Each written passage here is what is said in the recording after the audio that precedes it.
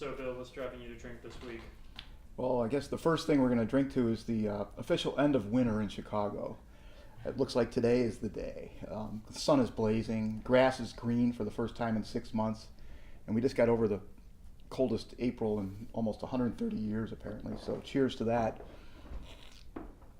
Another topic of interest that we're going to talk about and actually develop more deeply down the road is what happens when you ask simple questions and turn over rocks on simple questions in accounting.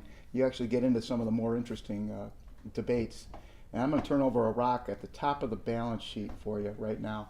The balance sheet is listed from top to bottom in theory by the order of liquidity of an asset.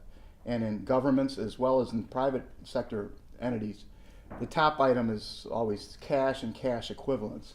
Well, what's cash? A simple question for you. What is cash?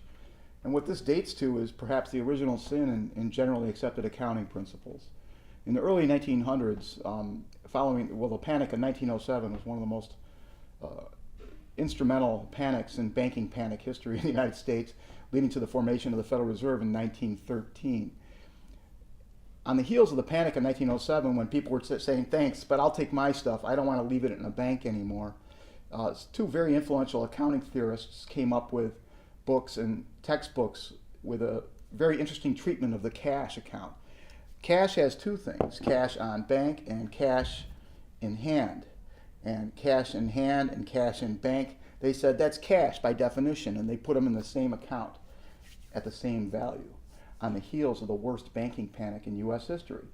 And the question arises, why did they do this? And why were these ex-bankers and bankers providing this treatment? Is an interesting question with a broader set of implications. Going into the financial crisis in 2007, 2009, we learned that taking risky things for granted and pretending that risky things aren't risky can be a source of instability. And we'll be developing this topic for you down the road. Cheers.